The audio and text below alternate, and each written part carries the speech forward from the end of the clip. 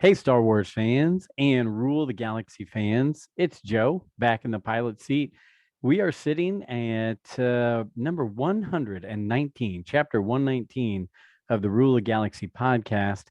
And while we, again, have some of our regular co hosts who do an excellent job, tonight we have another special guest, and we'll meet up with her here in a moment. But as always, you can follow us at Rule the Galaxy SW on Twitter. Email us, rulegalaxysw@gmail.com, or just Rule the Galaxy on Facebook and YouTube. And so my computer and my microphone doesn't mess up all night, I'm going to try to give this off to our co-host as much as possible. And I will start with my good cousin, who I spent some time with just recently at a birthday party, Alfie Molinaro. Alfie, how you doing? Doing pretty good, Joe. Just like everybody else in the country, the household's getting over being sick the past couple days. So, but feeling a lot better, ready to talk about this episode. You got it. Has Azalea stopped opening birthday presents yet? Oh yeah, she ripped right through those. She had like a garage full. There was more birthday presents than I've seen in a long time at that birthday party. So I'm sure she's excited. Hopefully my Padme Amidala is somewhere in a treasured spot right now. So it is. It's right on her toy shelf. There we go. There we go. Really liked. Good to hear. Good to hear. And I bought that at a flea market, a very sketchy flea market, but gosh, they have such great Star Wars stuff. So anyway, they do have great Star Wars stuff. They do. I'm thinking about going back and getting those Wookiees from the Rebels set that I found there. I've never seen them before, but that's another story for another time. D-Doc in his Philly Eagles gear tonight, getting ready for the playoffs. Welcome to the show. How you doing? I'm doing good. Yeah, I think this might be actually the first episode I'm not wearing a Star Wars shirt on here, but it's playoff week, so this is one of my good luck sweatshirts. So I don't know, just naturally throw it on. You got your Steelers hat on. It's playoff week. It's hard to get it off your mind, honestly.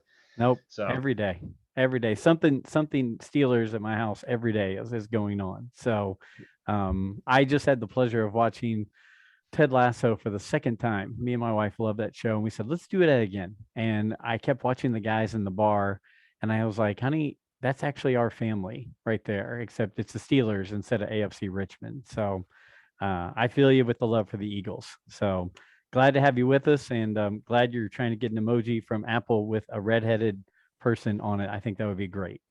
I love the emoji of the guy going like this, and yes. He has black hair. It doesn't look like me. They have the one emoji of a ginger with a mustache, kind of looks like me, but I just want to see ginger across the board. Give me a shot with that. We need representation. Yes.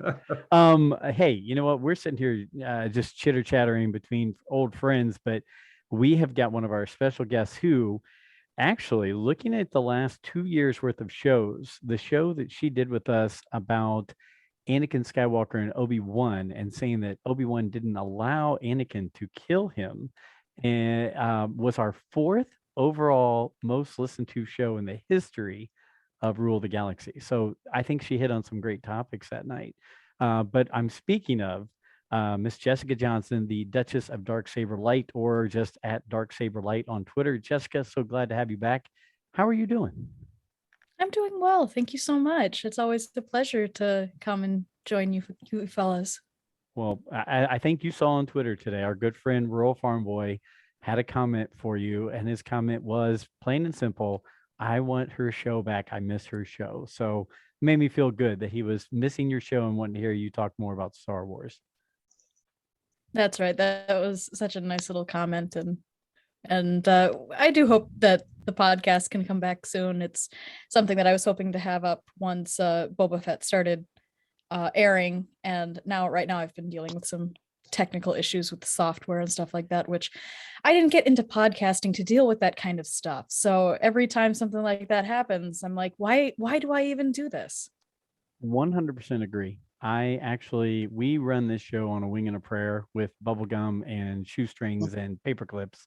And then when I hear something wrong, I was actually texting with D-Doc going, I heard this in last week's show and it's really bothering me. But I didn't go out and spend a ton of money because I'm just not that way. But I want to go buy a whole new system. So I completely understand where you're coming from. So no worries. And we all want to be experts and perfectionists at this. It's just It's just a bunch of people having fun talking Star Wars, though, right? That's right. Anything new going on with you before we start into all of our crazy topics tonight? I don't think anything new has happened in the last 2 years.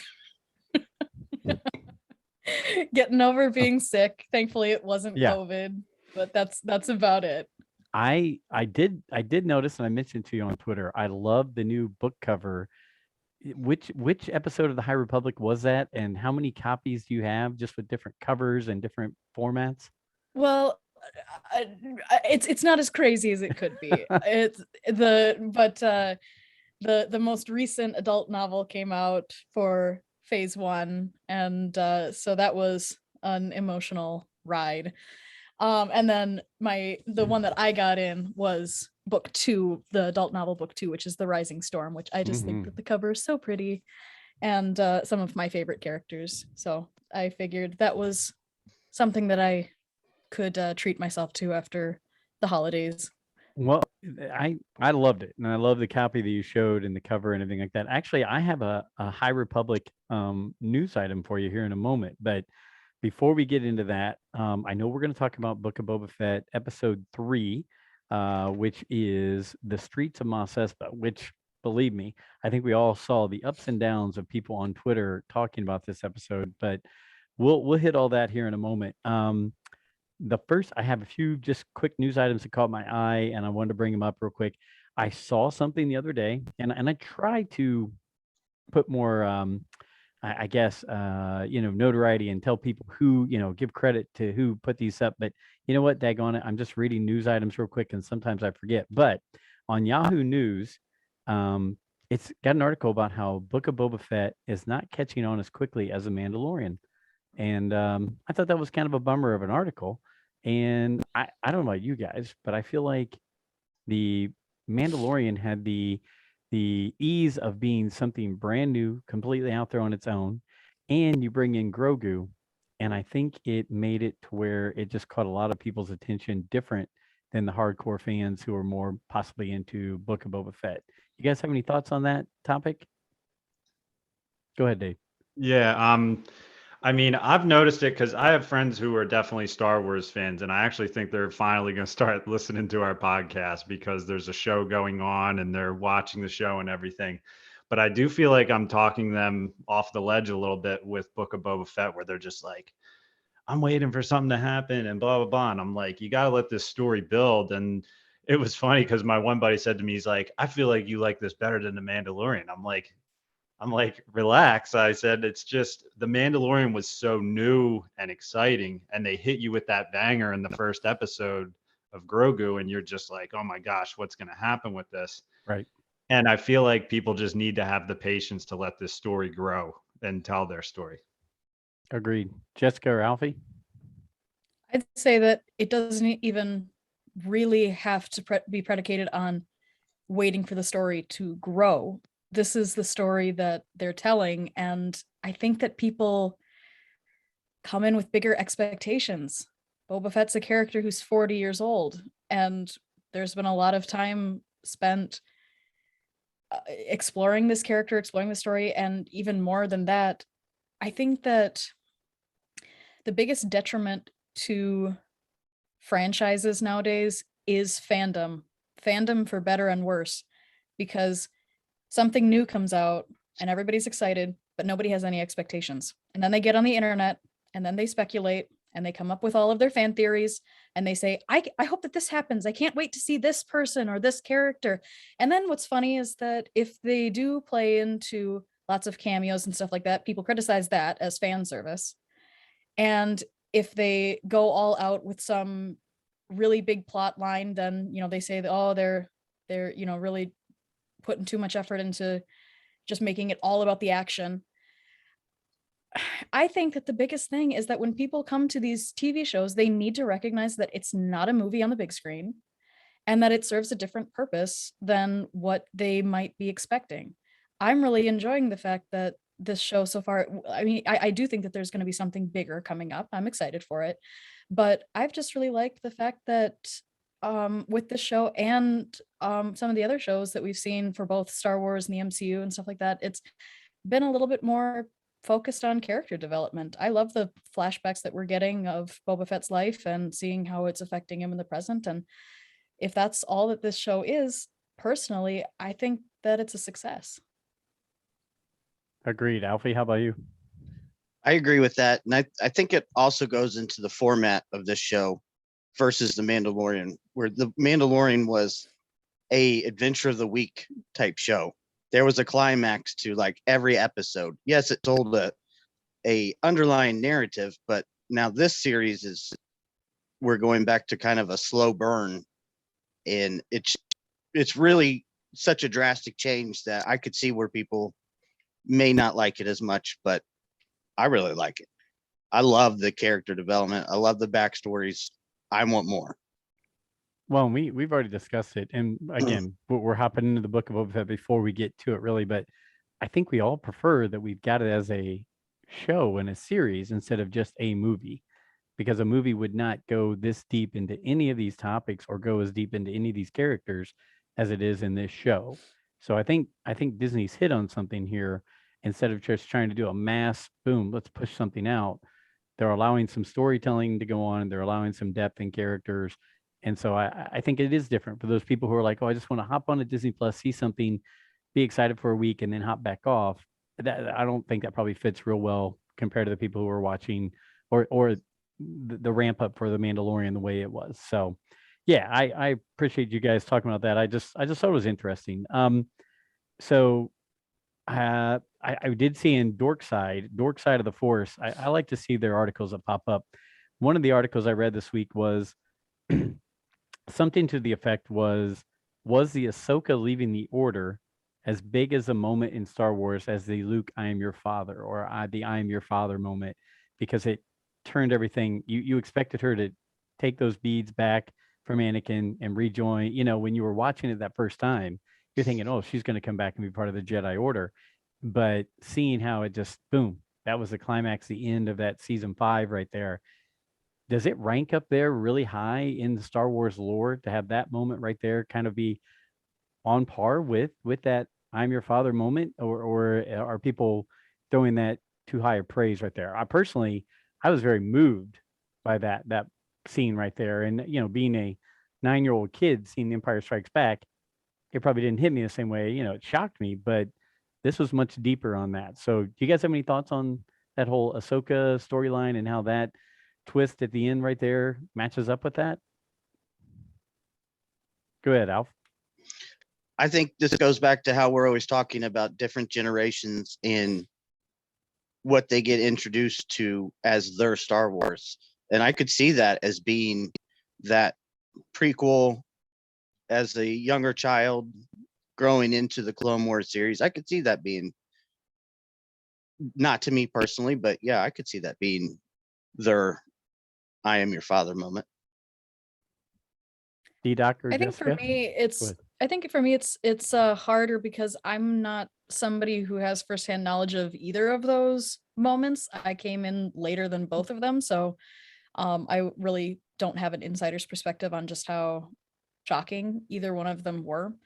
But I mean, I think that Ahsoka leaving the Order, that season 5 finale, it speaks to two things. It speaks to the evolution of the character of Ahsoka, especially in the minds of the audience who really weren't on board with this character at first. And I think that that moment was less of a shocking story moment as much as I think that, at least from what I've heard from people and their reactions to it, I think it was a moment that everybody collectively went, I care about this character.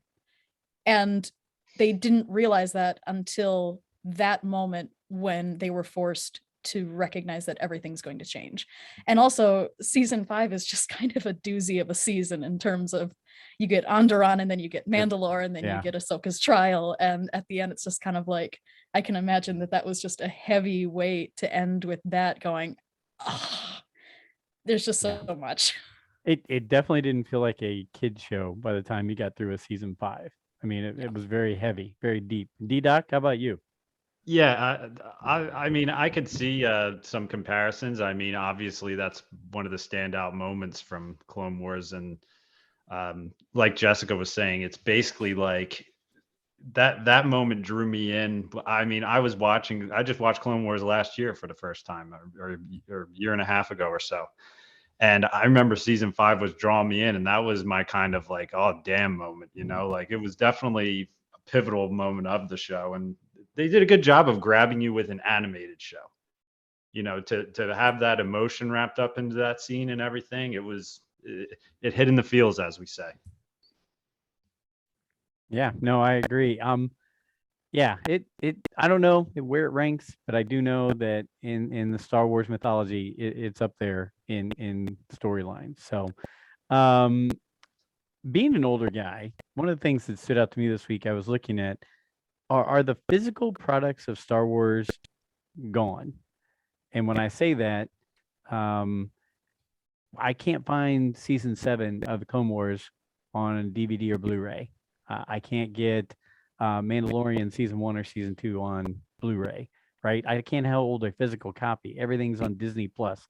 Is that over and done? Am I old now that I want to still have that physical copy in hand to add to my collection? Because I like looking at my bookshelf and seeing it. So I get your thoughts on it. I hate it. I'm so upset. I'm 28 years old and I am not about this streaming culture. I am so tired of feeling like I rent all of my media, and as soon as I either stop subscribing to Disney Plus or, God forbid, Audible goes down, that my audiobooks are gone. Like I don't know. I am not happy with the way that they're doing this now. I like that they're finally giving us special features again. They're reviving the era of the special features DVD by giving us behind the scenes looks at these shows, but no, I am not about this one bit. Alfie?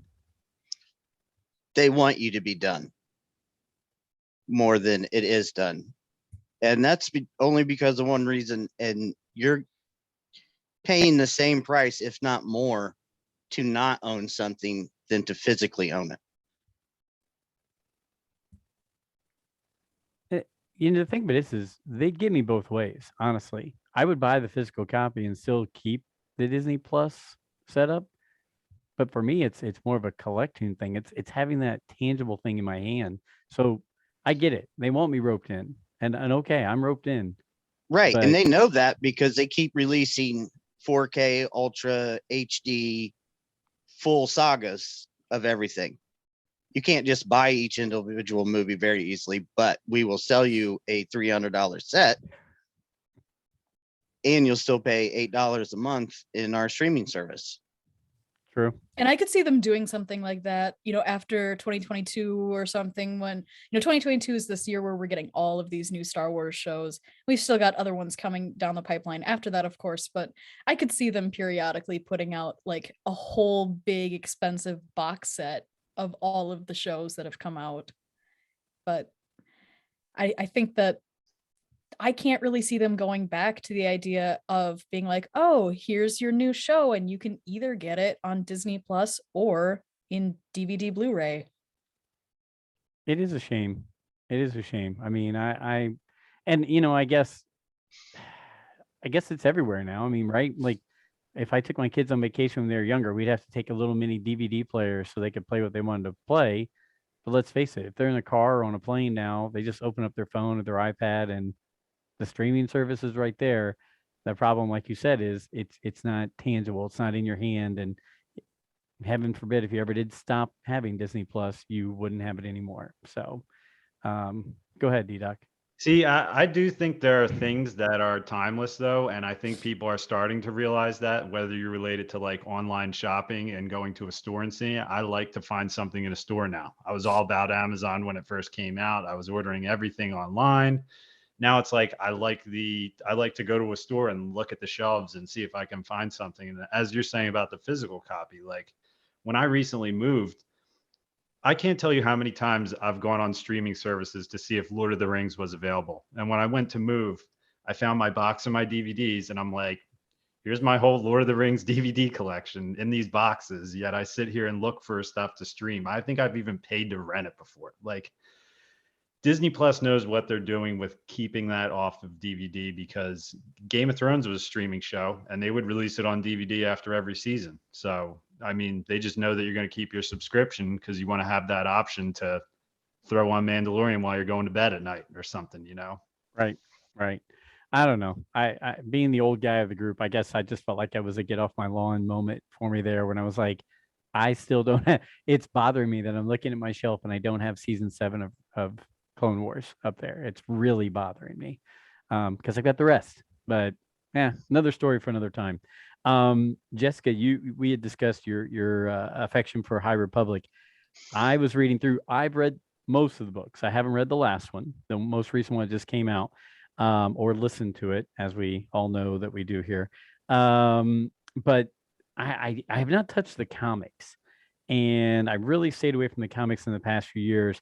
But I was reading today an article, and it was saying how Luke in the Star Wars line of comics between Empire and Jedi meets the spirit of Elzar Mann in the Gazian system, and it looks an awful lot like Octu. Have you guys seen or heard this at all, that he has a conversation with the spirit of Elzar Mann from the High Republic? Yes, no, or is it just me No, who saw that article? I didn't see it. Jessica? I haven't read the issue yet, but I've seen what people have posted online, and yeah, I'm not really sure what the context is of it, but I am really interested to see how they're playing with it. As there's a panel where you see Avar Chris, one of the High Republic characters, again with Qui-Gon and other Jedi in both the High Republic and the prequel eras, and I'm not really sure what they're going for with this. It is really interesting that the next phase of High Republic books is going back into the past again. And so I don't really know what they're planning on doing with this. I personally don't think that we're looking at some kind of metaphysical time travel here, but I have heard people throw out those ideas, and I'm just kind of like, personally, I'm hoping that that's not where they're going. But I do really love this idea, this metaphor that I think this issue was playing with, just this idea that, the Jedi Order is this ecclesial body throughout time and space, and there's this connection that they're going to have. I know that one of my High Republic friends went on Wikipedia and updated Luke's bio to say that one of his masters was Elzar Mann, and that didn't stay up very long. Wow. Though I think that it was more of a sourcing issue, but I just think that it's kind of fun that we've got this new era that's really very much in flux, and I always love when they're able to find those moments where there's a relevance to the more regular Skywalker saga that we're all familiar with. Yeah, I look, I'm going to continue reading the books. I probably won't get into the comics, but it is weird for me to think about how they're crossing that back over and connecting it with, tissues and things like that. Another thing I saw that I did not know is that Jabba makes an appearance in a High Republic comic. So the discussion of Jabba the Hutt is in a High Republic comic. So I mean, I see they're putting breadcrumbs, or they're mixing this in, matching that with this. We're in for an interesting ride over the next few years, I think, between High Republic, the Acolyte, and where we're going with some of these Disney Plus series. It could be quite interesting. And as we're seeing with just the comments from this episode of Book of Boba Fett, I can only imagine the comments are going to be coming if you start doing some of these kind of things. So starting to tie some of the things into the Book of Boba Fett. One, are any of you ready to go buy your Nerf Boba Fett EE3 blaster for $109? Who's ready to put down the $109? Alfie, if your hand's not going up, I'm going to be really shocked. I want it really badly, but man, look, I buy Star Wars stuff all the time, but there's usually a limit on what I like to spend, and $100 is kind of that limit. Okay. See, if I bought that, I'd be forced to try to put a paint job on it, and I could possibly screw that up. But like, if I got that, it looks like it's got great quality on it. Throw a primer on it and try to paint it to look like the real gun. But then if I screw it up, I screwed up $109 Nerf gun. And honestly, if my kid sees a Nerf gun, he's going to want to go run around and shoot it. So whatever. Okay. And Jessica, you don't think you're going to jump into the Nerf world for this gun? I think I'll stay out of the Nerf world. I'm the kind of person who, there are certain things that I like to get. I'm not a huge collector. I like, I've got some art prints. I like the books. I'm the kind of person who I went out and bought the $30 kids Darksaber when it came out, and that one makes noise. So I'm pretty happy with that. Okay. One more thing as we lead into this episode of Book of Boba Fett. I knew nothing about Sophie Thatcher, who plays Drash, but I'm hearing that she's on a Showtime show called Yellow Jackets. Have any of you seen, checked out, know anything about Sophie Thatcher, who plays Drash in this upcoming episode of Book of Boba Fett? Did nobody else knew? No. I know that she's 21 years old, which means that she was born in 2000. And I'm like, even I feel old now. I'd read who it was a while ago and looked them up in, I don't know, a single thing they've been in.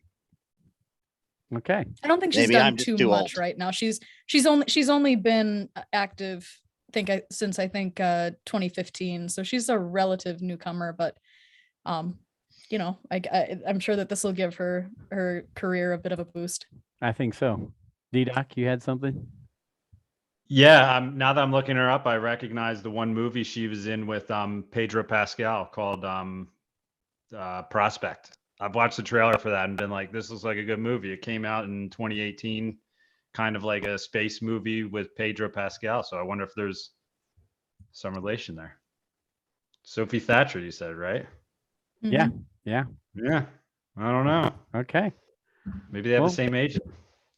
Possibly, or maybe it's just also intertwined and mixed together. If you've been in something with somebody else, you're going to. This is where I keep saying that Vince Vaughn is going to end up showing up in a Disney Plus show at some point in time because of his connections with Jon Favreau. That's all I'm saying. I have a feeling, even if it's just a little thing as a bartender in a cantina, Vince Vaughn might show up. It's just my theory. I threw it out way back when I knew Favreau was getting that involved. So before we hop into Book of Boba Fett, any round the table topics you guys want to hit of things you saw this week? I've got plenty of comments from people here in text and direct messages and things like that. So I wanted to get your guys' thoughts before we hop in there, because I have a feeling we'll hit a lot of topics on this. Alfie? Yeah, the news of the Bo-Katan show this week. Is there something behind this? Is it real? Is it just a theory? Wishful thinking? Any thoughts? I think it's wishful thinking, but I'm hearing that that Ming-Na Wen accidentally or not so accidentally retweeted it, and the actors find out pretty quickly where those no-nos are, and because I know that Katie Sackhoff accidentally liked scoop saying that she was in Mandalorian too. And so I'm never really sure how she sent a tweet out to Katie Sackhoff saying congratulations, girl. So which that's like that kind of gave me pause. I still don't know how in the know all of the different actors are when it comes to all of the projects. I doubt that Ming-Na Wen is probably involved. I'm just assuming that Boba and Fennec are probably not in Mando season 3. And if they're not, that means that they're probably not on the up and up of new news, any spinoffs or things like that. But again, that's kind of speculation as well. I just picture Ming-Na Wen like retweeting that and congratulating her, and then just like a lightsaber, like in episode 1 when Qui-Gon is cutting through the wall right in her front door. Delete it now. Delete it. Guy with like a suit with a Mickey Mouse on and a lightsaber breaks into the house. It's Jedi Mickey. Yeah. Yeah. Jedi Mickey has all power. That is for sure. So yeah, Alfie, the first I saw of it was your tweet or your text over to us about it. So I had not heard I anything want it to about be it. true. Yeah, I know you do. I think it would be Very much awesome. want it to be true. So let's just jump into it. Book of Boba Fett, number 3, The Streets of Mos Espa. Again, in the we're doing this a day after it came out. Lots of feedback, and honestly, I'll let you guys know. I saw a lot of people saying, "Oh, you're going to see this, you're going to know this, it's going to stand out to you." I watched the whole episode and I said, "Did I miss something?" Because I didn't feel like anything stood out that bad except for really colorful speeder bikes, and I was like, "I'm going to go back and watch it again." And I was like, still, that's the only thing that's really standing out to me. So, what were your initial thoughts? I mean, we can go through any way you want on this, but I really enjoyed this episode. I thought it brought more depth to everything. I like the flashbacks, and we can get into that because there were some very deep parts of the flashbacks. But you three across the board, just let me know, hit me with some of your initial thoughts of this episode 3 right here, Book of Boba Fett. Alfie. I really liked this episode. I really like the flashbacks. I love where the story's going, the character, depth into the backstories. But to me, the one thing that stood out to me was that speeder chase just seemed really slow for some reason. And it just seemed off a little bit. That's the only thing I had wrong with this episode. Okay. Jessica or D-Doc, anything that stood out that made you say either way thumbs up or thumbs down on this episode with any bullet points? Yeah, I'll go real quick. Go ahead. Kind of like what Alfie said. I thought the speeder chase was slow. It just seemed like it was done like in half speed, and it was kind of whimsical or whatever, which, as we've said, this is a show, so it's like I'm not going to let a speeder bike scene that I thought was slow or whatever, or if I thought the speeder bikes looked like they were from Dr. Seuss, bother me. Like I'm not really a critical Star Wars fan at all, honestly. And it's not like I'm like, I don't like these speeder bikes, so I don't like this show or whatever. It's like they're different. Could I get used to it? Sure. Am I open to getting used to it? Sure. I thought it was a little slow. That's the only complaint I'll say if that's what we're doing. Because like you said, there was a lot of noise on the internet. And I was watching this episode waiting to see that, oh my gosh, this is terrible moment. And I really didn't see it, which kind of makes me wish I don't read that stuff before I watch it, honestly. It's hard not to, but. Yeah. Jessica, how about you? I really enjoyed this episode and then was really shocked when I started to see less than stellar reviews. Again, I'm here for character development. I love the fact that this episode is, we got really emotional flashbacks. We got Boba Fett, the animal lover, which is always the way to my heart. We got the whole premise of this episode is the people want to know how he's going to rule. And we got that. What really bugs me is when people are like, where is the story going? What's this about? And I'm like, they tell you. They have a thesis statement. They say, we want to know how you're going to rule. The people don't respect you. And what does he do? He goes out and he proves that he's not going to be this violent crime lord that that he could be, and honestly that some fans are probably expecting. And so for me, I thought that it was very purposeful. I thought that it was effective storytelling. There are quibbles that I have about it. I personally wasn't even bothered by the speeder chase. I actually really liked it. I was trying to figure out why it feels slow, and the two things that I came up with are when you have a speeder chase, you don't have some typical things that we would have in regular car chases, namely spinning wheels, which is something that I think psychologically changes the way that we look at it. And then you're also dealing with a very small setting, weaving in and out of all of the alleys and things like that. now it still does look slow to me, and I think I'm trying to figure out if it's because they tried to do that so that we could see more details, because the other speeder chase that really comes to mind recently is the one in season 2 of The Mandalorian, where in the siege episode when they're escaping from where are they?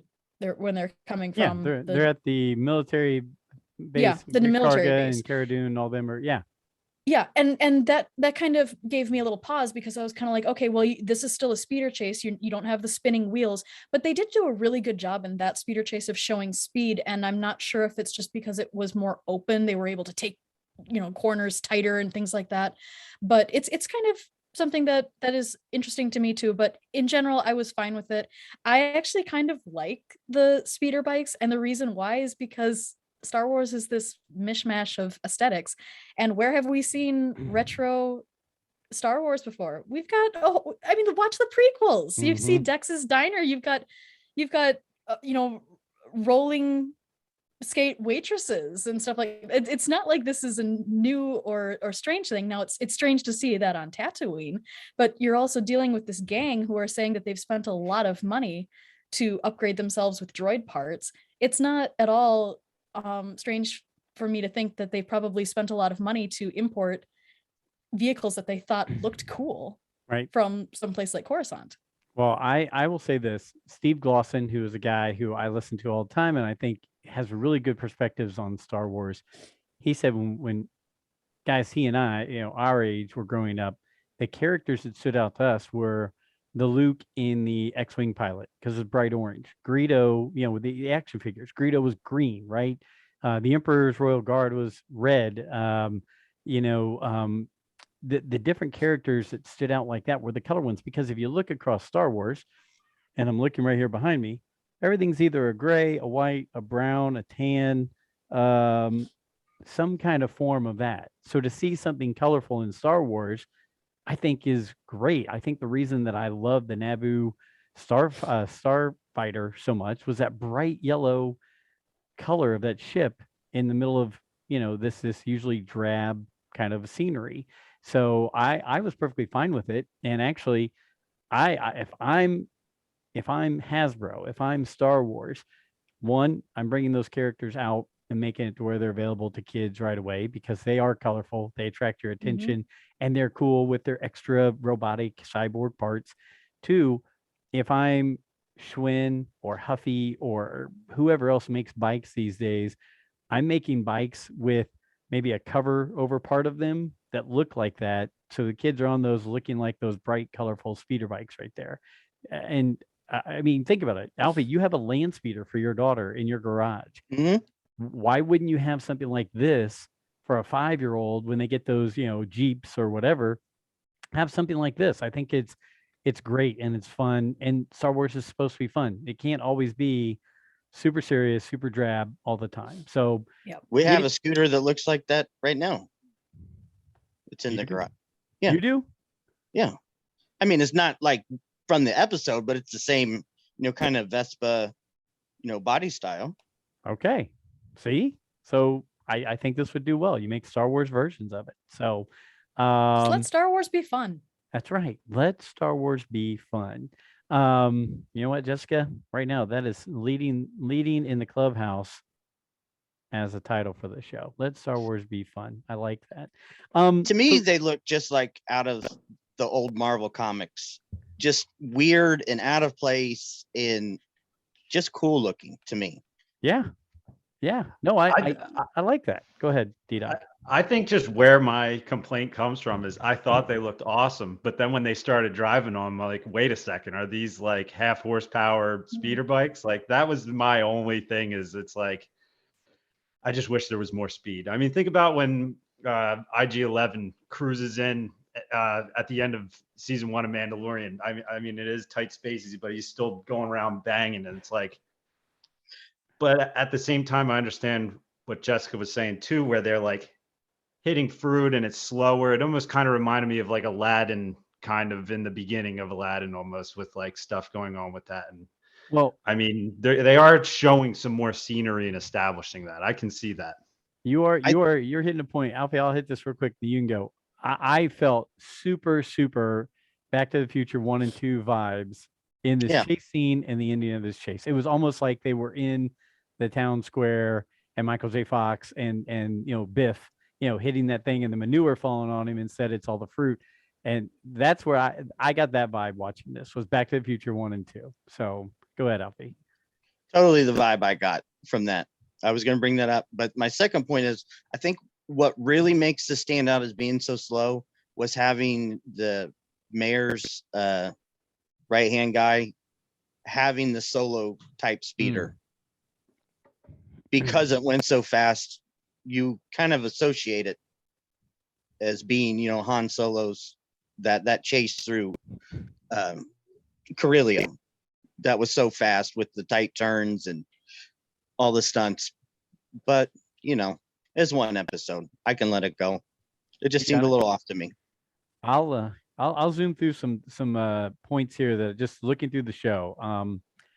One, Bomar Monk's back to start was great. Having it called the sail barge disaster instead of, it almost made you feel like it wasn't done up by, Leia, Luke, and Han and Lando. It was the sail barge disaster by the 8 there.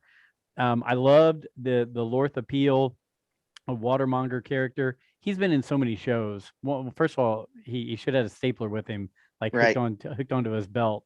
That would have been absolutely fantastic. But going back to Jessica's talk about they're laying the groundwork for you. Here's a guy who's crooked, right? But he still has some power, that Lorth Appeal water guy. He's complaining about the guy, the gang that's the mods, right? Well, Boba Fett goes and shows them, I'm going to be even to both of you. I'm going to be fair to both of you. You're gouging them for money, so you're going to accept this, change your prices, or leave. You guys need work. If you can't find work, I'm going to help you find work. So let's fix this, right? Instead of just letting it all fall apart and be a shambles or being cruel to either side, he was trying to be fair and equal to both sides. So I like that. I like the character. And yeah, I mean, that's where I'll start into. I'll let you guys go from there and point out some other things from there. Go ahead, D-Doc. Well, I'm actually working on my Tamora Morrison impersonation. So what was the line? He goes, "I'll give you 500."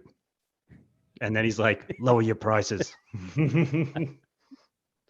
Yeah, I thought that was pretty cool how he did that, though. I'm like, all right, he's playing both sides. I thought it was going to turn into a fight, and it was cool to see him lead like that. That's all I'll say on that part. Yeah, I thought it was great. It was weird to hear that Bib Fortuna couldn't handle all of Jabba's business, and he split it out amongst the 3 families of the Aqualish, the Trandoshans, and the Klatooinians. It makes you wonder, okay, how much control did he really keep after Jabba was gone, right? How much of his empire is still there and put together, or did it kind of go to shambles afterwards? So I thought that was pretty interesting. Of course, outside of Jabba's palace, now Boba's palace, that creature eats the thing and then burps, as just like in Return of the Jedi. My wife thought that was kind of funny, brought her back to watching Return of the Jedi again. And I'm sorry, I'm just kind of going through this point by point. I apologize, but as I hit this, just let me know anything that stands out to you. Are you guys thinking that Attack of the Clones is becoming more and more important as we keep seeing the flashbacks to Kamino and Boba watching his dad fly away and save Slave One? Or what is the new title of that ship? I'm sorry. Fire Spray. Fire Spray. I apologize. I didn't. It's like saying the Washington football team and not doing that.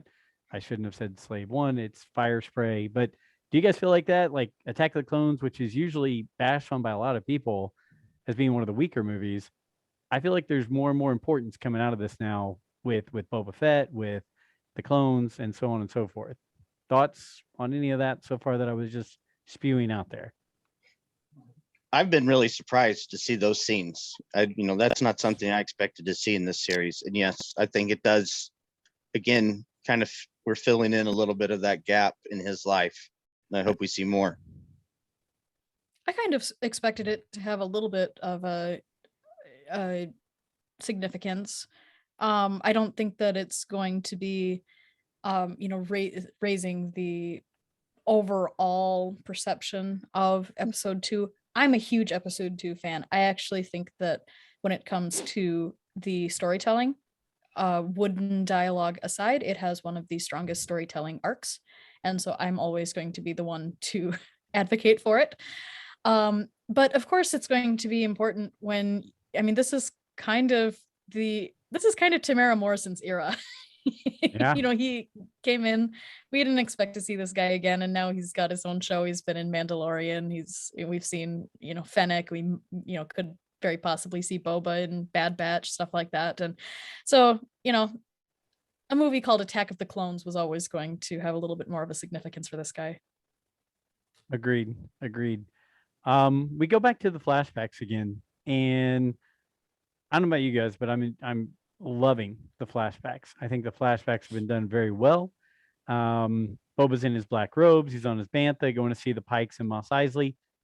And how wonderful was it to see the overlap of Mandalorian with his stormtrooper helmets on those spikes, exactly how it was in the Mandalorian season 1 when he came through there, and then seeing Pelimoto and her pit droids go behind that scene right there as he was leading into the Pikes. I mean, I actually was like, oh, wait, there goes Pelimoto. I mean, are we getting to that point? Alfie, you've mentioned it. Are we getting to that point where it's going to be that they're a day off from each other, right? Like this is happening, but a day after Mando just did this. And yeah, it seems like we're getting there. Yeah, I think we might get to that point very soon. And another interesting point about the flashback, like you said, he goes to Mos Eisley to see the Pikes, but I know it's Mos Espa is a different part of Tatooine, but they don't mention the Pikes at all. It's having any control in there. So are we going to see? I mean, I guess it's still possible they're in Mos Eisley, but will we see any confrontation in these flashbacks to why they didn't fill that vacuum when Jabba left? I would think we have to. Does anybody else feel like we're setting up to where the Pikes or somebody else is really the big bad guy in the Book of Boba Fett? I think the mayor is just a stool pigeon. He's just in the middle of all of it, making money on both sides. I think Major Domo is playing, both sides of things. But does it feel like the Pikes are the ones calling the shots and doing all these things, or does it feel like there's somebody above them even that's calling the shots and making all this happen? Go ahead, D-Doc. Well, number one, I think it's all going to lead to Crimson Dawn in the end of everything. I do think that, but I will say I didn't even notice her in the background. I didn't even see it on Twitter. I was so jacked that they were showing them putting the stormtrooper helmets on the Pikes, and honestly, when you were just talking about this now, like my mind just went to, are we going to see like an Avengers Endgame type situation where during a Boba Fett flashback, are we going to see some of Mando's storyline panning out in his flashbacks as he's watching him from a distance? Like, I don't know why that just kind of popped into my head. Like just picturing, one of the fight scenes in town with Mando. Are we going to see Boba Fett like sitting on a rooftop, like watching him, like what's going on here? I don't know. Well, I mean, that's how episode 1 of season 2 finished, right? Was him watching him and Cobb Vanth. So he's obviously, or I would assume he would be watching him and figuring that out. Hearing there's a guy wearing Mandalorian armor. Oh, now there's 2 guys wearing Mandalorian armor. I think he's going to be paying attention to that somewhere around there. What did you guys think about the Pikes basically saying, hey, we'll be willing to pay you, but we're already paying the Kenton Striders, which are, I'm guessing, that Nikto gang that we saw, protection money. Do you think it was the Pikes turning to those Niktos and saying, go burn down that village while he's gone? Or do you think there was somebody else involved? Did the Pikes do it themselves? I don't think they did, because it doesn't look like they like to fight their own battles. What do you guys think about that sequence of scenes right there where he takes the bantha in, has a meeting, takes the bantha back out, sees the smoke and runs to it? I didn't think it would be gut-wrenching to watch more Tusken Raiders die. We've already seen it a handful of times in different situations. But man, it gave that vibe of Luke going back to see Owen and Beru with the smoke and seeing them It gave the vibe again of Ben and Luke finding the Jawas and A New Hope and piling them into the fire. And going into that was a really cool fighter who Boba had that great relationship with. Did we see that person's body in the Tusken camp? And do we see the kid's body? I think we saw the other people's bodies, but do we see either of their bodies? Just talk about any of those topics right there. Alfie, I'll let you start. Jessica and David, go from there. I don't think we see their bodies, but we do see their gaffy sticks in the kid's stick that he puts in the fire. That doesn't necessarily mean that it's them, that their bodies are in that fire, but I took it that way. And yeah, I got the impression that it was the Pikes, especially with the way he perks up in the present day story when he hears that the Pikes are involved with this. It's almost like,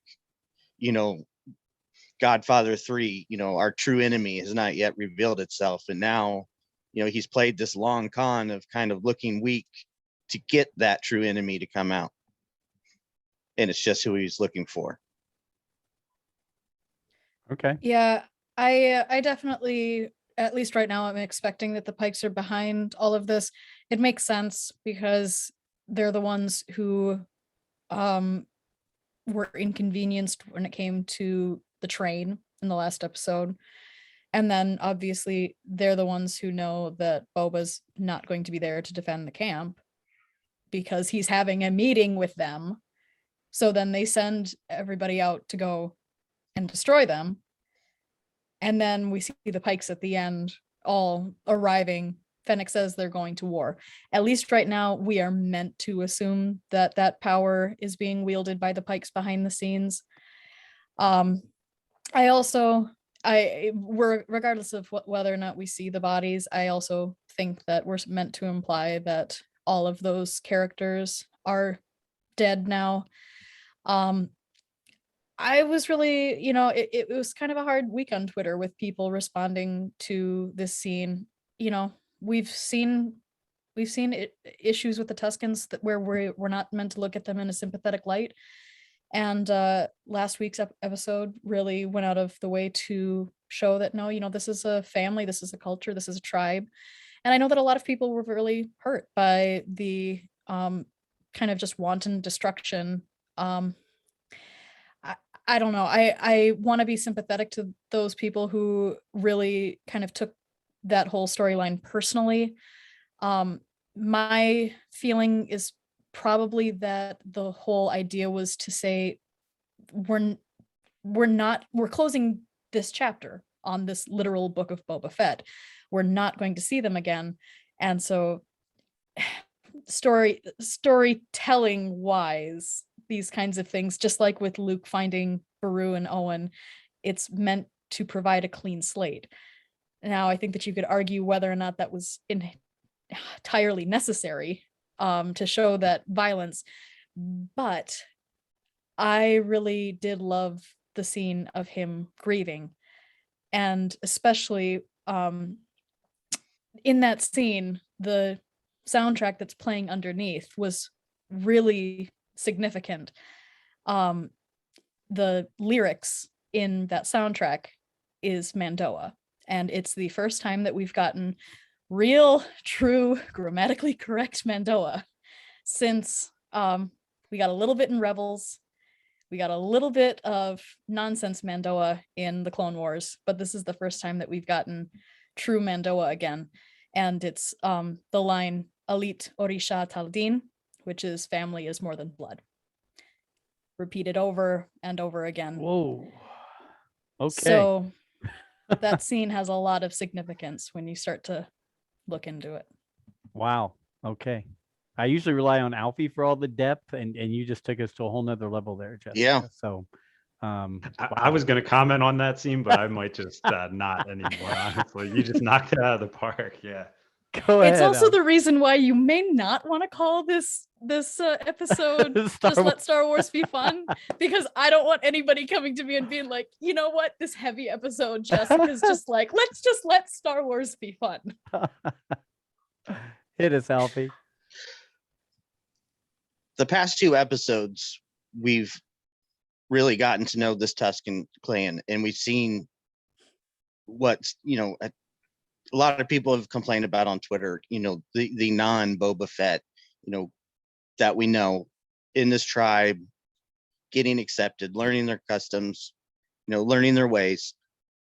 There has to be a bridge from that to the Boba we see in Mando, the tragedy, where he has that venom back and just that ruthlessness when he puts the armor back on.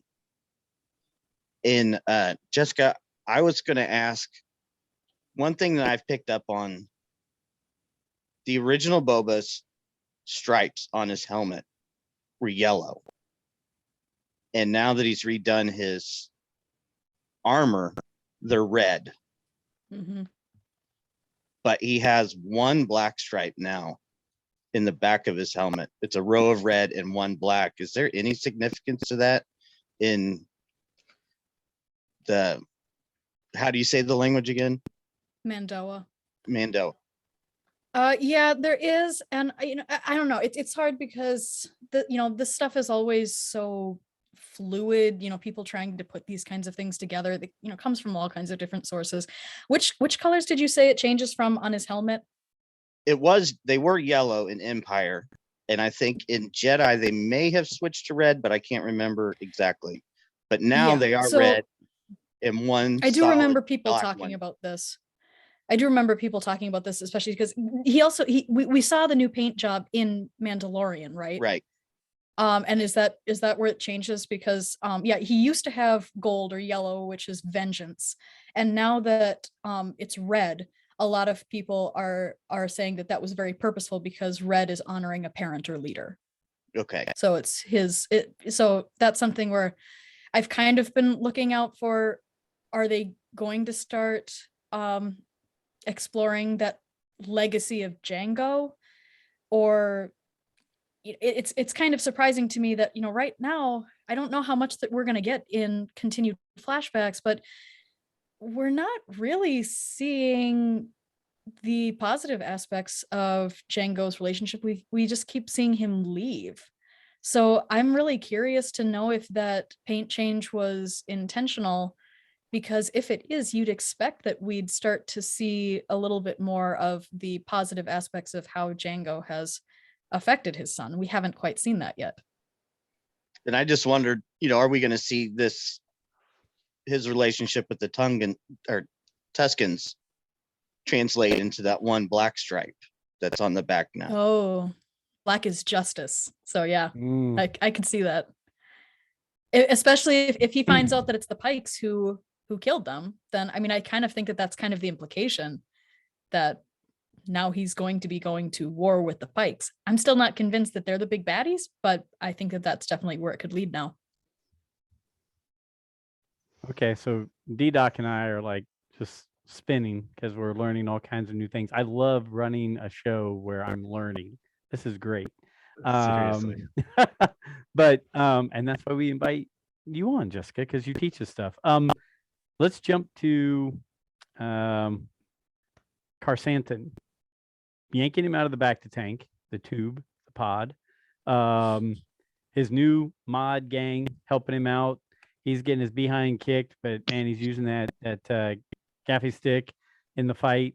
And then they finally get the black Wookie down into the Rancor's pit and have him down in there as a prisoner. And then the Hutts show up right after that and want to give them a gift and want to make amends.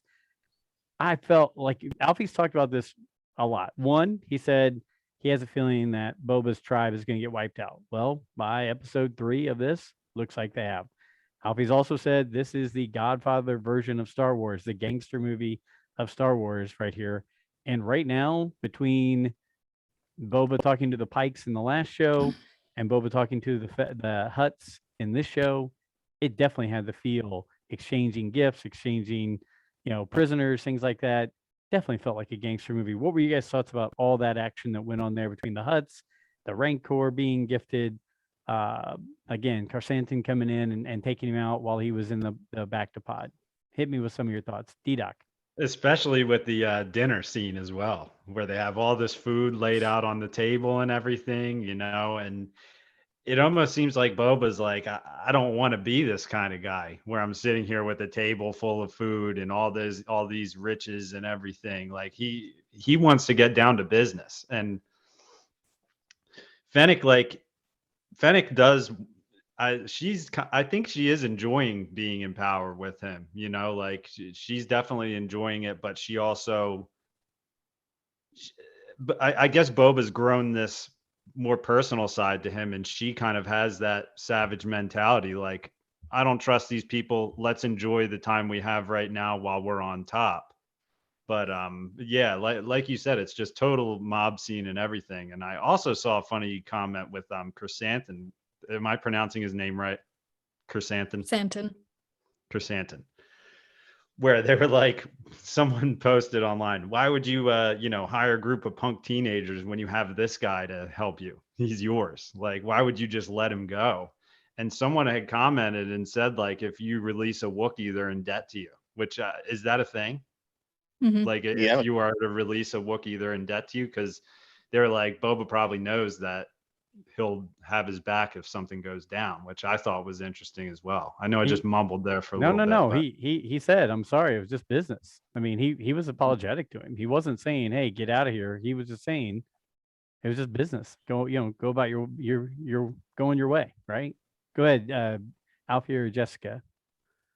Well, in terms of Chrysanthemum, I definitely think that this is one of those storytelling moments where we won't see him for the next couple of episodes, and then in the finale or something like that, Boba will be on the floor pinned by somebody, and then this big old Wookiee who owes him a life debt is going to come in and save him. We'll see him one more time.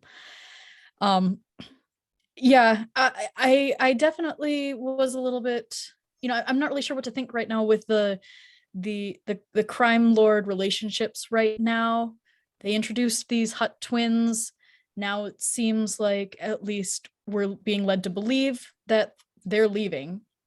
I don't really know if this is the last we're going to see of them, because that just seems like a lot of setup for little payoff, unless we do have the Rancor now, but I'm not really sure exactly what we're leading into with that. But I don't know, we're definitely still early, where we're not really sure what's going to be taking up the time for the last half of this series. I personally think this episode was a major shift in the series. I think it was, in a lot of plays, they aren't, the finale is not that big point, right? In Shakespeare, it doesn't go up into a triangle and the point. Once you get past that big plot kind of time and turning, it's all going in a different direction.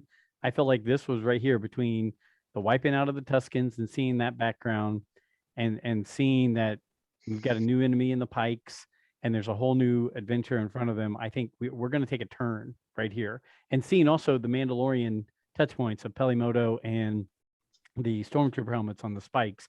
I think they're saying, hey, we're turning the page in this book now, right? We're going in the next chapter with these things right here. So it is going to be interesting to see, and I'm all for it. I think we've built depth, we've built character. Now let's see where we go. And I think you might be right. I can't remember which one of you said that he's playing the long game in this. He might be doing the rope-a-dope. Hey, I'm weak. Hey, I'm fragile.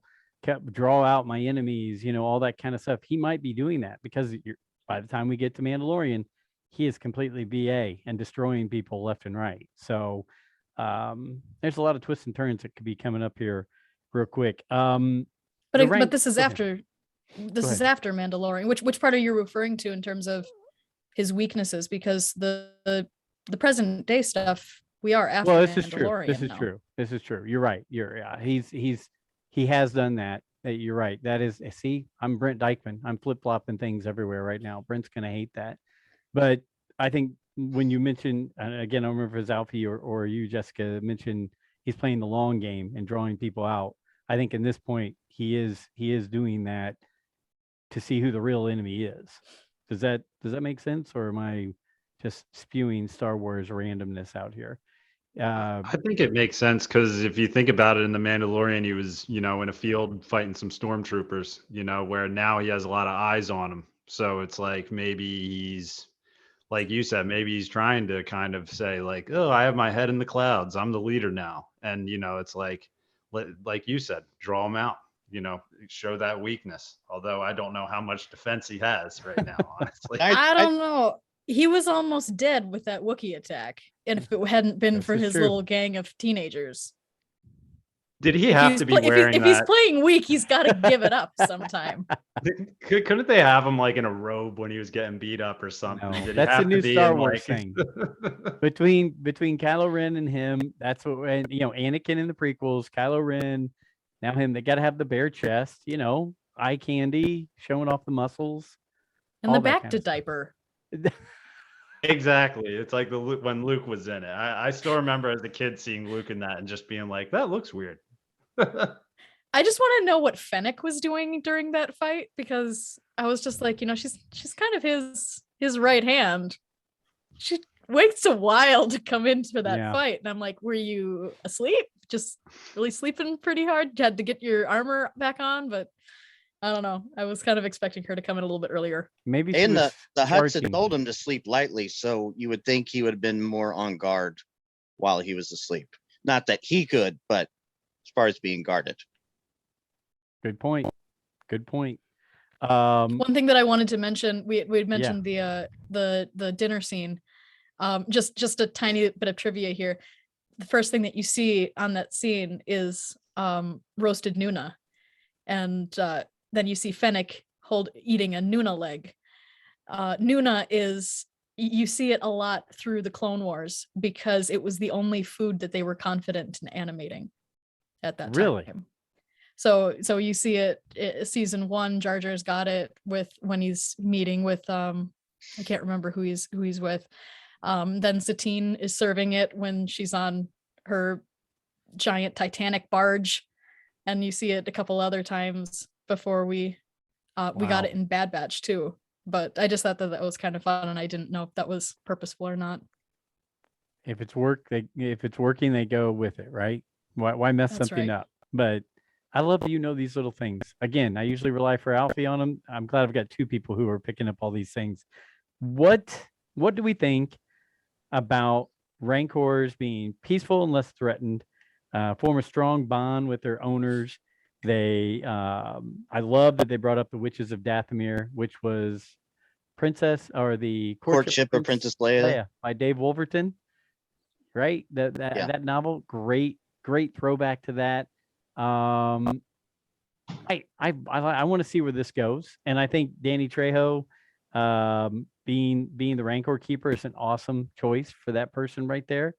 And I like that Boba Fett says he's written things 10 times that size.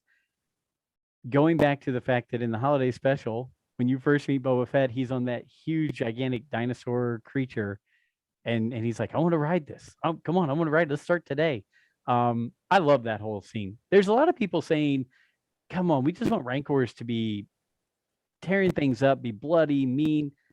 I like they add depth to everything we're doing here. Go back into everything and give us a little more depth on it. What were you guys' thoughts on all the Rancor talk? I loved it. Like I said before, the one thing that you I did not care one jot about this character named Boba Fett. He's the one character that I would never have to be induced to say I thought he was so overrated. And like that, again, that comes from me, not really having lived with this character for 40 years like other people have. But for me, it's all about these moments where you really get to see that human side. And I just love that we get the scene with him smiling and laughing and petting this Rancor and really wanting to make this connection with him. And when the droid comes in, he's like, not now, I'm busy. And I'm just like, that is my animal lover. Like I've said that many a times, just leave me alone. And the thing is too, is that there's supposed to be a parallel there. I think, this Boba Fett is the clone of a man who, millions of clones bred to fight in a war. And this Rancor is also in a similar way bred to fight. And yet we're seeing that that's not really nature. That's something that is characterized far more by nurture. I like it. I like it. Alfie, go ahead. I'm going to be very disappointed if we don't see him riding it at some point. You can't tease that and not show it. I really liked, yes, the callbacks to the EU, especially that novel where it talked about, how Rancors were, the way the witches rode them. I could be another novel, but I'm almost certain in that one they even discussed that specific Rancor in Jabba's palace acted that way out of mistreatment. But I don't have a problem with this character development. I love it. I love seeing these little humanizing moments. We're going to get to the disintegration part soon enough, and it will be a payoff. And I feel that this is all going to make sense when that happens. I think part of the friction that they're building between Fennec and Boba is, that she doesn't see the long game, and I personally really don't think that Boba's intent here in Mos Espa is to be a crime lord. I think it's to get someone specific. And if he stays a crime lord, so be it. If not, he's just out to get that person or that set of people. I'll take your word for it. I don't have a big enough vision to see that. Go ahead, D-Doc. On the Rancor scene, I was going to say when he was like the animation on that, I thought was incredible. I mean, I couldn't tell whether it was CGI or whether they had a real prop or what, but when he was opening his eye and you saw the reflection in his eye and everything, and like Jessica was saying, it was just like a nice humanizing moment for him just to see him excited about it. And fun fact, I actually had emailed Danny Trejo's like agent to be on our podcast a while ago when I was sending stuff out, because he's a Star Wars fan. Like I was like looking up celebrities who are Star Wars fans just to see if we could get some random person on. And oh my God, is it Robert Rodriguez? Mm-hmm. Robert Rodriguez, he made Spy Kids, which had him in it. So, obviously they've known each other. So I thought it was cool to see him get his role in Star Wars because he's a fan. Like he's definitely a big fan. I will say I was really hoping that the Rancor would turn out to be Moochie from the Bad Batch, and that the imprint that I don't know how they would have shown this, but I was hoping that imprinting on Boba would remind him of Omega. I as soon as you said that, I was like, she's gonna go to yes. That's awesome. Speaking of Omega, Fennec Shan knows Omega.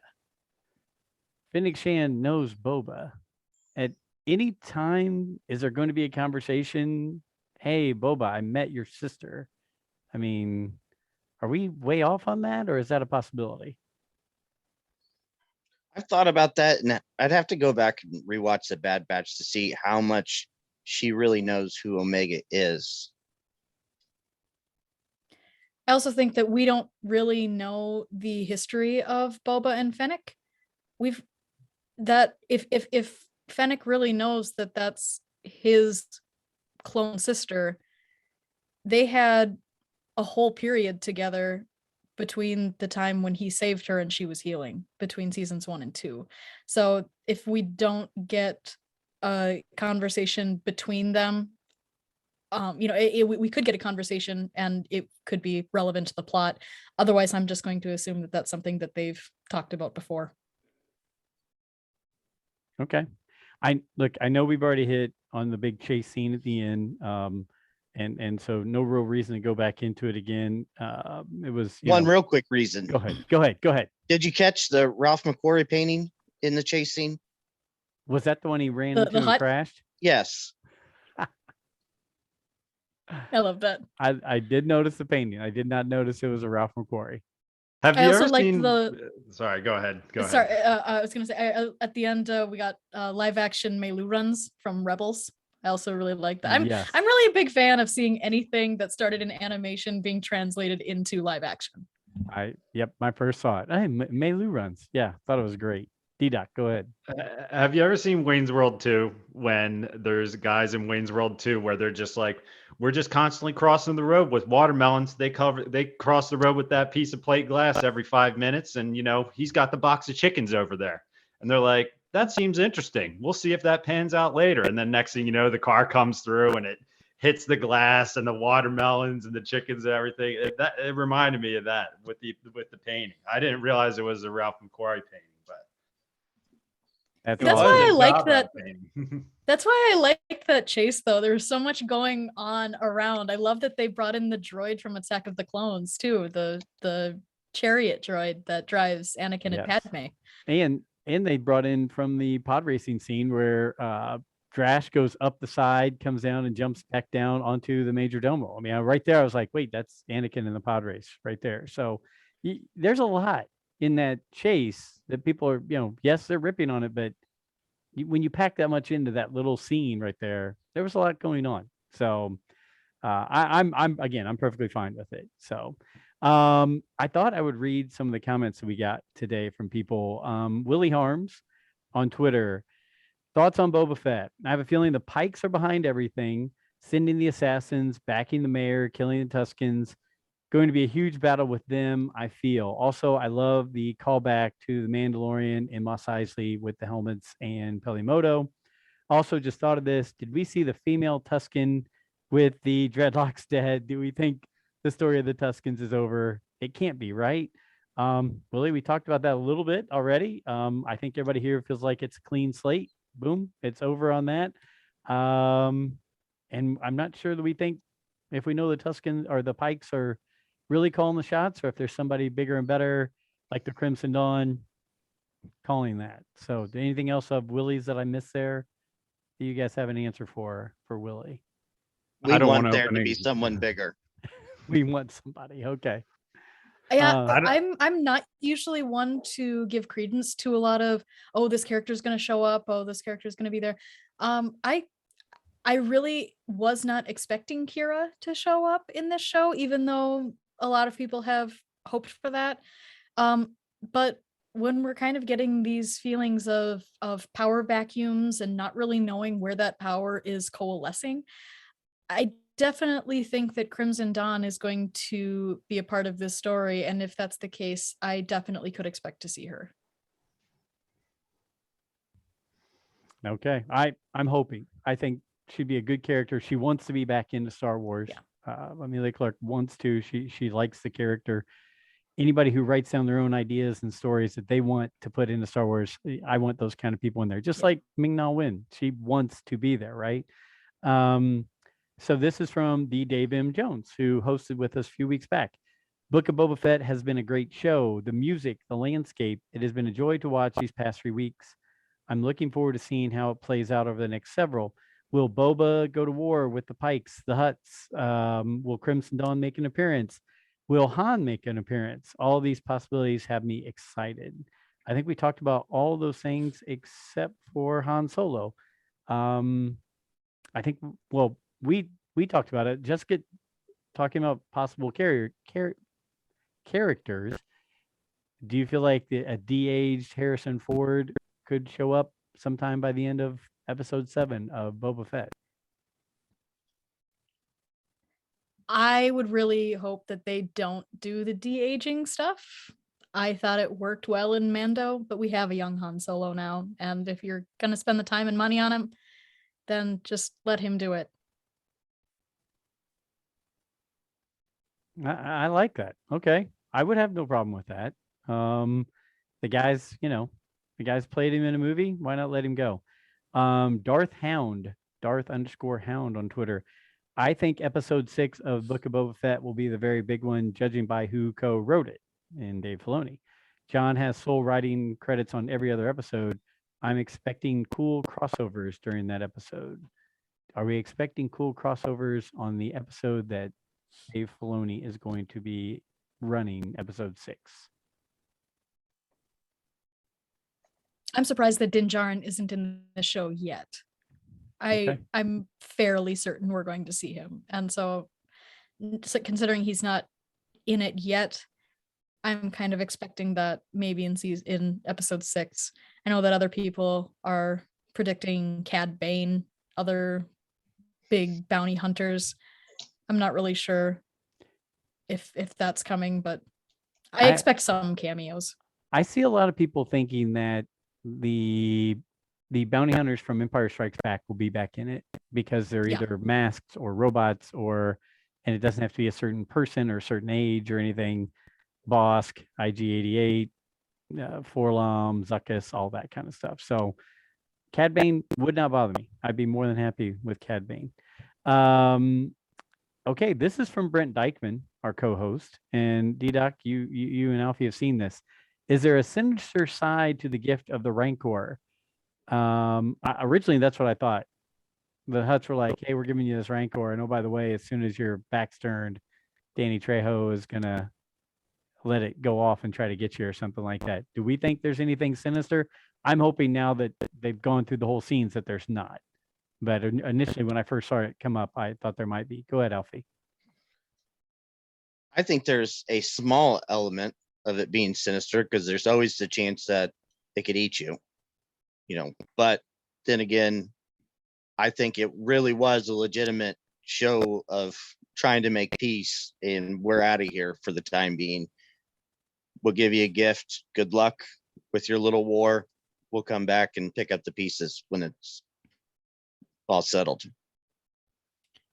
I'm not really sure if I think that it's malicious or not. I kind of was expecting that there would be a bit of a subversion at the end, but then Boba starts to leave the scene, and then Danny Trejo just kind of turns to the Rancor, who's kind of like, "Where's he going?" And he's like, "He'll be back." And that's the moment where I would have expected to see something a little bit underhanded if there was something coming. But the one thing that I do wonder is, has this Rancor truly imprinted on Boba, or has this Rancor already had his blinders off and he's already imprinted on the Rancor keeper who's going to be able to control him? Good call on that. Good call. Brent also wants to know, will the Wookiee make another appearance? I think we all agreed we think the Wookiee will. Yeah. How the hell does Boba get his ship back? Is his ship still at Jabba's palace from when Return of the Jedi, when he left it there? Shows it in the trailer. And he's in the black robes. In the trailer, is it present day or is it? Well, he's in the Tusken robes with no armor. So I would think it would be in the flashbacks. There's one shot that shows him and Finnick around some rocks looking down into like a pit. You're right. And you can see the hangar underneath the palace. And then there's a second shot inside, and he has just the black robes with the gaffy stick on his back. Because they show up with it in season 2 at the place where Grogu's trying to reach out to other Jedi. Right. We see that ship come flying in. Yeah. So in the present day, he's already got it. So the question is when and how. Yeah. Which makes sense if he's, we saw him, watching Cobb Vanth. At that point, he already would have rescued Fennec. But I'd be hard pressed to believe that they would still be on that planet if they had access to his ship at that time. Maybe not. But yeah, I expect that we'll probably see. You know what? I mean, we're gonna see it. We're gonna see the ship because Tamara Morrison has already said that he says things like get to the fire spray in the show. So we're gonna see it. Okay. That was it. Did you guys have any other on Twitter come over questions or anything like that to you guys? D-Doc, go ahead. I had quote tweeted you, so I got to read one that I thought was funny from one of my guys on Twitter, YT. He said, "Bro, he's taking the Gamorrean to the back to tank. Are we going to see a Gamorrean flashback where he's just a little green piggy?" So I enjoyed that one. That was definitely one I enjoyed. And then Damon Kenobi shared the clip of George and Seinfeld running away from the old people in the scooter, comparing that to the chase scene. So bad. That's bad. I know. Honestly, you guys have, I've convinced myself throughout this episode that I actually like that scene. I was critical watching it, and I blame myself for seeing people say there's something I'm critical of in that scene beginning and me seeing it. But I do love the idea of a Gamorrean flashback of him just as a little piggy. I do like that. He could be playing with Grogu right there, two little green guys. Okay, so we've kind of gone through the whole show. If there's things that we've missed or I didn't bring up, hit them now. If there's other topics you want to hit, floor is open before we close it down for the night. Anything else that we didn't hit? Jessica, points that you think, hey, Joe's running this show, but he didn't hit this, and this. Floor's open. You guys run it. I will sit and listen and learn. But any topics you guys want to hit, whether it's Book of Boba Fett or something else, before we close things up. Everybody's giving me blank stares tonight. Don't tell me. I do have I got a comment from the Dave M. Jones as well about Mando and Bo-Katan. Oh yes, so I forgot about that one. Yes. If anybody has any thoughts on Book of Boba Fett, we could finish that off. Otherwise, just go with that. So he had asked, after a second watch of season 2, I'm not sure if Bo-Katan is fighting alongside Mando because it's the right thing to do or strictly to get the Darksaber. Thoughts? I just don't think that we really know yet. Mm-mm. I think that we honestly don't see them fighting alongside together that much. They're kind of brought together by circumstances, and I don't know if there's really a way to define what Bo thinks about Din and whether or not fighting alongside him is quote unquote right with what we know. I think that she's a very practical person and a pragmatic person who's going to use the resources that she has in front of her, which means that I think that she's using him in the sense that they are working together for something that benefits her. Personally, I don't think that we've seen anything malicious from her that says that she's willing to sell him out. But I do think that that's stuff that we're going to be seeing a lot more in depth coming up. And she's always going to be a bit of a wild card because she's got a really big goal. And that goal is something that I don't think that she's willing to let people get in the way of. Alfie, any thoughts on that? Yes. 2 things. First, I love those 2 episodes with her and Din because you get 2 episodes worth of her saying what will happen when she gets the Darksaber and what she believes will happen and how everyone will rally and all her plans. And it's like, okay, now he has it. Do you really still believe all of that? Or did you only believe it if you had it? So are you willing to follow him since he legitimately won the Darksaber?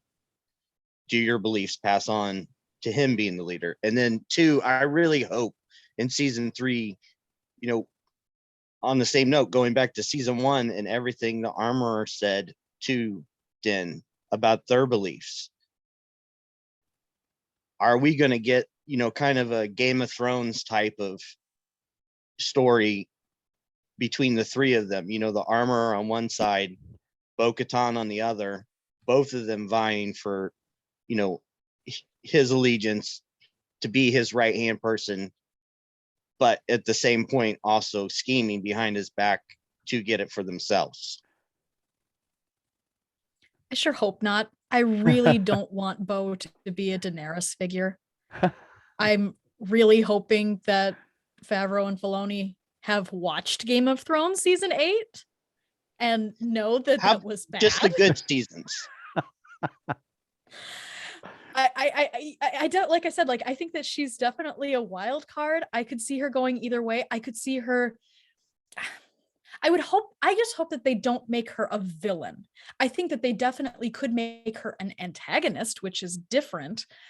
But I also think that I've seen a lot of people be like, oh, she's so stuck up. Oh, she's not willing to do things other people's way. And it's like, okay, but you also have to know that the person who holds the Darksaber right now is somebody who knows absolutely zero about his own history and culture, except for what his cult taught him.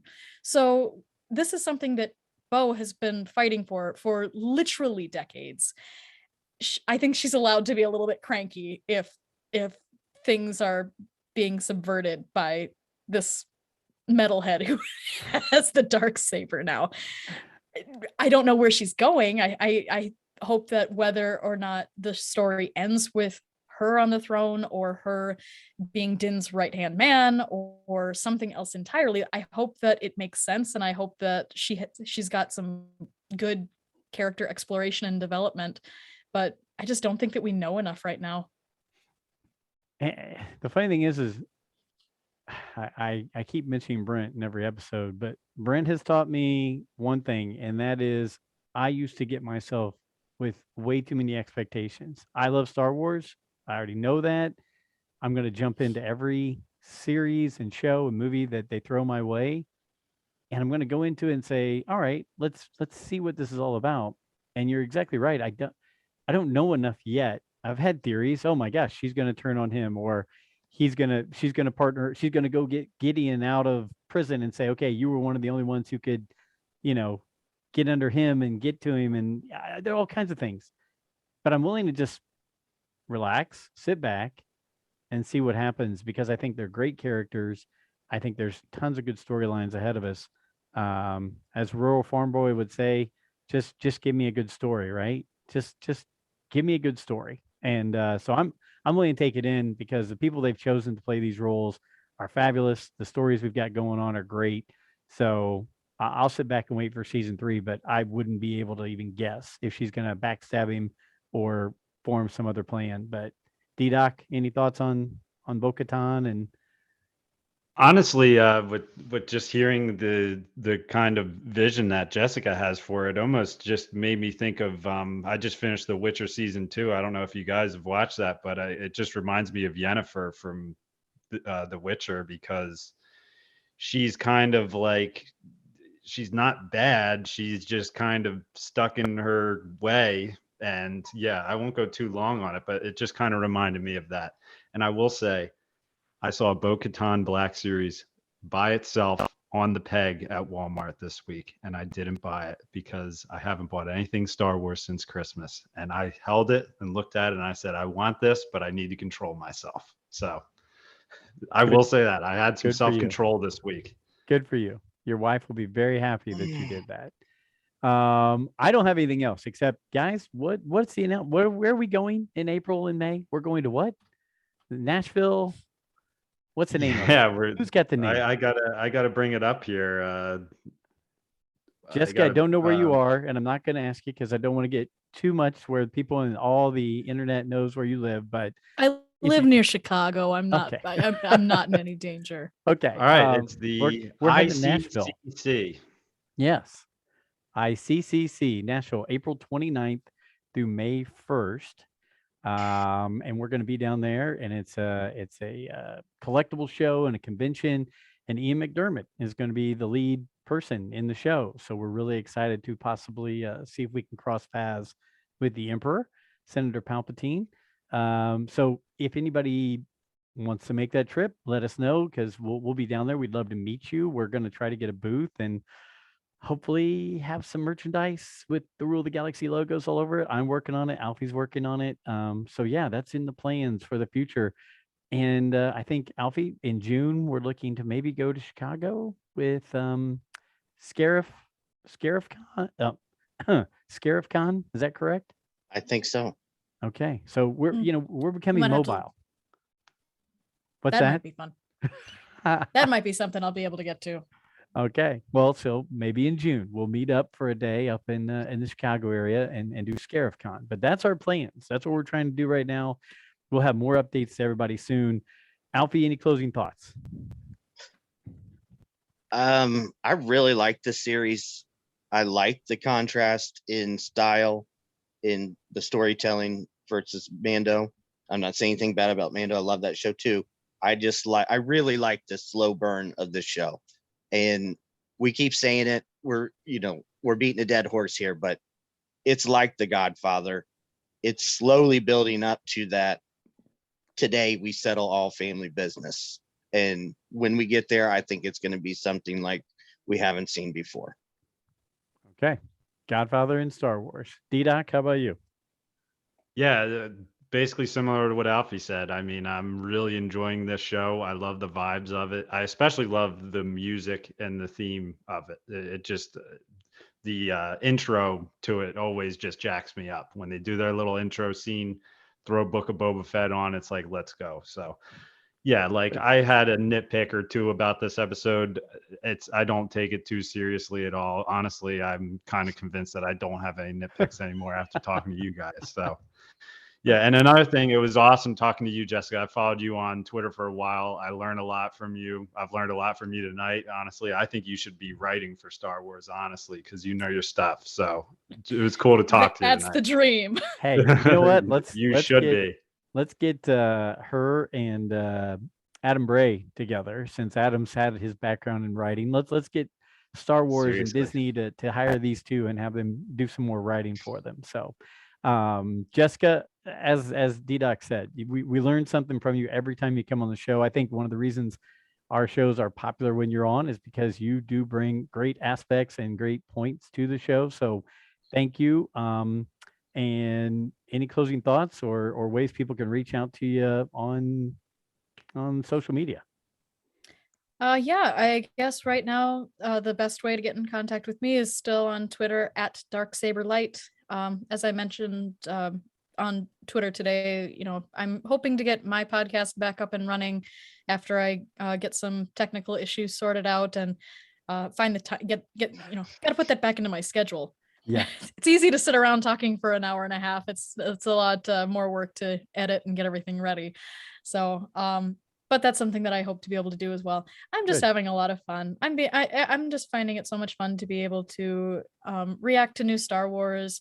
There's always stuff that we can be critical about. There's always stuff that I'm going to disagree with.